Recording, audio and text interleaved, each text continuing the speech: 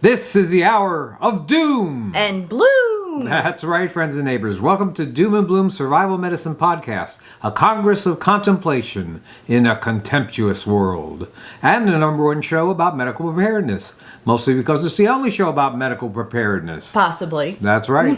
And who am I? Well, I am Joe Alton, MD, that old Dr. Bones of the award-winning survival website doomandbloom.net. And here is Nurse Amy Alton. I'm an advanced registered nurse practitioner and a certified nurse midwife. And the beauteous purveyor of quality medical kits at store.doomandbloom.net. She's so sharp I can skip shaving just by getting a good morning kiss. Now on this show you're going to get the conventional medical wisdom, the unconventional medical wisdom, plus absolutely free, the thoughts of a man who spends his day drooling on his shoes. That's me. No. But hardly. Hey, whatever it takes to get your family medically prepared for times of trouble, you're going to hear it right here. But first, you got to listen to this. All information and opinions voiced on the Survival Medicine Podcast are for entertainment purposes only and do not represent medical advice for anything other than post-apocalyptic settings. We strongly urge our audience, don't we? Yes. We do. To seek modern and standard medical care whenever and wherever it is available. Or don't if you live in that cave where the government keeps Social Security records. But answer me this, buddy. Who's going to keep your family safe and healthy when times get tough? When the hospitals are boarded up, when the doctors are long gone, and someone you care about is sick or injured. I mean, don't look at me. I'm just an old country doctor. It's you, friend. You and I both know that when it's least expected, you're elected. So get off your duff and learn some stuff. And why not get some medical supplies while you're at it? I'll bet Amy can tell you where you can find them. Absolutely. Please visit store.doomandbloom.net. You will find all ranges of medical kits from small, easy to carry to pretty large backpacks. You could carry if you want, but those are great for a retreat, for travel, for your home, anywhere you need more supplies. That's right. I want to mention that the Book Excellence Award-winning 4th edition of the Survival Medicine Handbook still ranks a whopping 4.8 out of 5 on Amazon, over more than 3,700 reviews, and still tops bestseller lists in medical categories throughout the country. Yay! If you haven't checked it out yet, you'll find the black and white version on Amazon and the color version at store.doomandbloom.net. We even have a color spiral-bound version on our website. A very special book. That's right. Coming up, I dress up in a tiara and an evening gown to do the rest of this podcast. Okay. We'll be right back. Today's episode of the Survival Medicine Podcast is brought to you by your mom. Mom, that lady who lived at your house when you were a kid and was all bossy and judgy about how your room looked and how long you played video games. Well, now you have your own place and she demands you come visit her at her house. I'm a busy man, Mom. I can't just drop everything every time you make a casserole and come over so we can stare at each other for 2 hours. And Amber is an exotic dancer, Mom, not a stripper. Geez, there's a difference. Mom, she made you what you are today. Poor slob. Well, I can't find my tiara and the evening gowns at the cleaners, so I guess I'm just going to have to do the podcast as is. Sorry. Now, you know what we have? We have a story from right down here in Florida. Pet owners from Fort Myers Shores, Florida, are taking extra precautions about letting their pets out of their sight, and that's because cane toads are spreading throughout the community. The invasive toad secretes a toxin from glands on its back that can kill very quickly, and this is where licking toads is not a great way to get high. They are incredibly poisonous, incredibly prolific, and can lay anywhere from 8,000 to 32,000 eggs in a single clutch. 32,000 eggs. And guess what? The tadpoles are poisonous too. So the state of Florida says that female toads, they are a big priority for removal. Now I wanted to tell this story because some years ago our dog, a corgi named Gizmo, decided to take a bite out of one of these cane toads. And he was found later on stiff as a board, foaming from the mouth, and had a heart rate of more than 200. Now the vet saved him that time, but he made a habit out of chewing on toads, and it cost him his life some months later. So the question is this toxin addictive to dogs? I don't know, but rest in peace, Gizmo, you were a good boy. Since then, you know what I do? I roam the lake by our house every spring, and I fish out cane toad tadpoles by the thousands. Payback is bittersweet, but you know what? It's something. Although, I'll tell you, I really would rather have Gizmo back. Another invasive species story from the US. Researchers from the University of Florida have just published a study identifying a new hybrid breed of termite. The insects are the results of breeding between the Formosan subterranean termite, that's from Taiwan, and the Asian subterranean termite, both of which are voracious wood chewers. In October, the scientists found a colony of the hybrid termites in a park in Fort Lauderdale, just a few miles right from this location. And I think they may have been there for a few years. Now, there may be a Florida story now, but honestly, it's probably not going to just stay in Florida. If you suspect that you have termites where you live, find out if they're this aggressive hybrid type and be proactive in getting rid of them. And now a word from our sponsor. This show is sponsored by tomatoes. Tomatoes, those roly-poly fruits that everyone thinks is a vegetable. Put them in your salad or wait until they get really ripe and throw them at your favorite politician. Tomatoes, available at purveyors of fine produce everywhere. And we're back. Hey, did you know that mass destruction doesn't always require a nuclear weapon?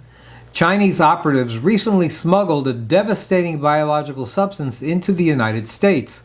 Biological warfare is what this is, and that's the term given to the use of infectious agents such as bacteria, viruses, fungi, or their byproducts to wreak havoc among a target population. One method of using these substances to cause upheaval is called agro-terror or agro-terrorism. So what is that?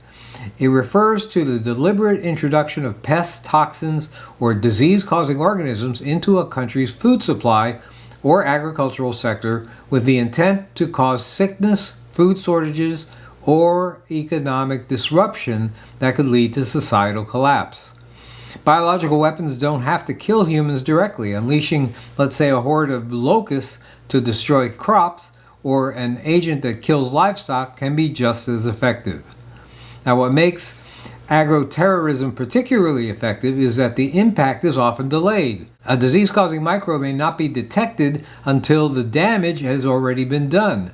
If introduced secretly into a region, like these Chinese operatives were planning to do, official prevention and rapid response strategies, well, they may be too late. So let's talk about the fungus in question. That's known as Fusarium graminearum, and that's pronounced wrong, I'm sure. It causes Fusarium head blight, and that is a disease that primarily affects cereal crops such as wheat, barley, oats, and corn. The fungus attacks the flowering heads of these plants, causing a major destruction and reduction in yield. This is bad enough, but Fusarium also produces toxic compounds known as mycotoxins. Mycotoxins are harmful to both humans and livestock if ingested, and damage to the liver, GI tract, and reproductive system can occur. Now, what about Fusarium as an agro-terror weapon? The toxins associated with contamination of crops with Fusarium are harmful to both humans and animals if they're consumed, rendering large portions of the harvest unfit for food or feed, even if the crop volume appears to be intact. It doesn't turn you into a Last of Us fungal zombie, but it can certainly make you sick. It can wipe out crops, cripple entire food systems, and cause billions in losses. Fusarium is not unknown to American farmers, I have to say. In the United States alone, past outbreaks have cost wheat and barley growers several $billions. Now, in some years, affected areas saw yield losses of up to 50%. Now, as you can imagine, movement of organisms like Fusarium graminearum, well, moving them across borders, that's highly restricted. Now, enter these two Chinese assets called Liu and Xi'an. It's thought that these operatives were importing the fungus into the country in footwear for 2 years between 2022 and 2024. They used their access to laboratory facilities at the University of Michigan to work on, quote unquote, the organism. The strange part of this is that Chinese operatives usually try to smuggle technology and items out of the United States, not in. So what was their goal? Well, all the hallmarks of an agro-terrorism operation are there. If they could spread Fusarium throughout the U.S., the food shortage, sickness, and economic collapse that could ensue would allow foreign actors to send us into a downward spiral. By the way, given the large number of foreign students in U.S. educational institutions, it's tempting to believe that similar operations might be underway elsewhere in the nation right as we speak. I'll bet some of these operatives don't even know about each other. Now let's talk a little bit about the history of biological weaponry. Biological weapons have been used since ancient times, even appearing in the Bible as the plagues visited upon Pharaoh by a wrathful god. Medieval accounts of plague-ridden corpses catapulted into besieged cities abound. This method was actually used as late as 1710. The Western Hemisphere was changed forever by the inadvertent, and sometimes purposeful, honestly, introduction of smallpox into the Native American population. Now, recent examples include the Rajneeshi cult. That was in 1984. In one of the rare recent confirmed cases of agro-terrorism, members of this cult deliberately contaminated restaurant salad bars with salmonella bacteria in Oregon. That sickened over 750 people and hospitalized many of them. Iraq's bioweapons program in the 1990s is also something that was definitely documented. The regime of Saddam Hussein reportedly stockpiled plant and animal pathogens as part of its broader biological weapons research projects. However, they were never deployed. And then there's I cannot pronounce this one, the Aum Shinrikyo cult. This was a doomsday cult in Japan, more widely known for a 1995 Tokyo subway sarin gas attack, and they also experimented with biological agents as well. Others have been implicated in researching agro-terrorism methods as a tool, including Al-Qaeda. Now, eventually, the storage, production, and transport of toxic agents was banned by the Biological Weapons Convention, the BWC. As of 2024, 187 countries have signed the BWC Pact. Despite this, there have been a number of violations documented in the former Soviet Union, Iraq, and now even China, which has, by the way, denied involvement. Now, what would be the ideal biological weapon? To date, all biological weapons have been less than perfect. The ideal agent would have these characteristics: be infectious and contagious in a large percentage of those people exposed, cause severe long-term debilitation or death of the infected organisms, have few available antidotes, preventatives, or cures, be easily deliverable to the area or population targeted, and have low likelihood of causing damage to those who are using the agent on others. Anthrax, viral hemorrhagic fevers like Ebola, plague, smallpox, coronaviruses, and others have been considered possible candidates. Now, most countries are reluctant to use these weapons in a normal tactical situation due to the risk of accidents, and I put accidents in quotation marks. During the largest such mishap in 1979, a Russian lab actually released anthrax into the surrounding area. They killed 42 people, infected sheep over 200 miles away, and caused the immediate area to be off limits even today. There's speculation that the COVID pandemic was another example of this kind of accident. I'll let you make your own decisions regarding that. Now, although smallpox is considered to have been eradicated in 1980, University of Alberta scientists were able to recreate an extinct horsepox virus back in 2017. This suggests that it's possible to recreate the smallpox virus, and if so, well, cases would be highly contagious and carry a 1 in 3 death rate. That makes it a formidable biological weapon. Now, as an aside, the Strategic National Stockpile still has mass quantities of smallpox vaccines in storage. Now, byproducts released by microbes and plants walk the fine line between biological weapons and chemical weapons. Toxins released by the bacterium that causes botulism, for example, causes paralysis of muscles, and it's used in small quantities as Botox. Ingredients in castor beans contain ricin, a potent toxin that causes respiratory and circulatory failure. 3 milligrams of ricin, 3 milligrams, is potent enough to kill an average-sized adult if inhaled. I don't know if you've seen the post-apocalyptic show The Last of Us. It's also a popular video game. Now, in it, humankind is nearly wiped out by a fungus that mutates and starts to turn people into zombies. Fast zombies, the worst kind. That fungus is known as cordyceps and actually exists in real life. Luckily, it only affects some insects and arthropods, like spiders. Fusarium isn't like that, thank goodness, but the economic, social, and medical damage done if it ran wild makes increased surveillance and rapid action imperative in the uncertain future. And now a commercial break you won't see anywhere else. This show is sponsored by possums. Possums, those beautiful marsupials who you'd think would spell their name starting with a P, but it's really an O. Get one for your home and get some real use out of those rabies shots you keep in that old refrigerator in the woodshed. Oh, possum. And we're back. You know, demonstrations in the U.S. these days are becoming more frequent and more violent. I haven't been in a protest since the Vietnam era, and that was just on the way to class. I mean, back then, I was fit enough to hightail it out of there when the pepper gas flew. But there's so much civil unrest in the news these days, really every day, it seems, that it's a good idea to have a riot survival strategy, whether you're involved in carrying your Save the Whales sign or just a bystander. Now, it goes without saying that your objective should be to stay away from where the violence is occurring. Common sense, right? Of course, if you walk smack dab into a demonstration, things can get dicey pretty fast. Now, I've written a lot about situational awareness, and that mindset will serve you well. Here are some simple tips that'll help you avoid injury at a protest.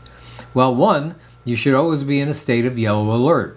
Yellow alert simply means that being aware of your surroundings, that situational awareness, is very important, and also aware of not only your surroundings but the people around you. When people are behaving strangely, take note and avoid them. Read my article or watch my video on the OODA loop. The OODA loop, developed by an Air Force colonel named John Boyd, is a decision-making model used to quickly assess and respond to situations, particularly in dynamic or competitive environments. It stands for Observe, Orient, Decide, and Act. By repeatedly cycling through these 4 stages, you can adapt more effectively to changing circumstances. Now, always mentally map out routes of escape as you walk along. Now, where's the nearest side street? Is there a building or a subway entrance that'll get you off the street? If you don't know the area, move away to where you do know the lay of the land. Now, if you have to make your way through the crowd, you want to stay on the fringes. Don't get caught in the masses of people surging away or towards the violence. If you do, they are deciding your movements, not you. Avoid confrontation with protesters. In other words, take off your Make America Great hat if there are 500 anti-Trumpers that are in front of you and looking unhappy. That is, of course, unless you're ready to rumble. You might consider having a bandana handy. This essential survival supply isn't a gas mask per se, but it works at riots where tear gas is sprayed. Some advocate the soaking of the cloth with lemon juice or apple cider vinegar. It's hard to say whether that really works. Now, you want to wear sneakers or other footwear that are going to allow you to have the most mobility. The only woman wearing heels at these things are reporters. So make sure you're well clothed so that most of your skin is protected. You'll need to wash clothes thoroughly that have been exposed to things like tear gas, or just throw them away. You also want to be aware of the movement of law enforcement officers. Now, you really don't want to approach them if you don't have to. Their job is tough enough, and they won't be able to hear you above the roar of the crowd. They won't know you're friendly. If you have to approach them, show them your hands. Make sure they know that your hands are empty. Now, don't run if you can help it. Now, unless everybody else is running, you're going to attract unwanted attention, so walk fast and purposefully. That's fine. Do it to get around the corner or to higher ground or some other safe spot. In truth, you want to be inconspicuous. This may be difficult if you're 6'8", but otherwise, do your best to be what we call the gray man. That is, to be as invisible as possible. Now, if you're with friends, stay together. If you can't be together, agree on a meeting place beforehand in case you wind up getting separated moving through the crowd. You want to avoid being caught against walls, fences, blockades, or other solid objects. People can get crushed by masses of protesters trying to escape a tear gas attack. You might consider carrying some milk, water, or diluted liquid antacid like Malox or Mylantha in some kind of container if you know you're going to be heading into a protest area, especially if you're participating. If sprayed with tear gas, you want to move quickly into an area of fresh air and pour the liquid on your face, especially your eyes. Drink it if you get sprayed in the mouth. Milk or liquid antacid is thought by some to work better than just water, but honestly there's no hard data one way or another. The effects of the tear gas will resolve over a short time in most cases. Now, if you're part of the protest itself, carry a basic medical kit that will help to treat injuries like bleeding or burns, not only on yourself, but in the folks around you. And now, something you'll really like. Hey, today's youth. Are you hip? Want to get down with groovy new tunes? Have you gone through your goth, hippie, rapper, and teenage vampire phases and ready to listen to something really original? Well, old Dr. Bones has put out his own brand new album of rad, dope, illin' sounds that can't be beat, called Bones Tones. Be the star of the rave when you bring this collection of awesome music and, of course, all those drugs to the next neighborhood block party. You'll hear Dr. Bones sing great songs like a Virgin, Funky Cold Medina, Who Let the Dogs Out, the Ukrainian national anthem, and the theme from Star Trek, and many more. Dig these happening sounds sung by Dr. Bones, the world's oldest hip-hop street poet. You'll be glad you did. Bones Tones, available at fine music stores nowhere.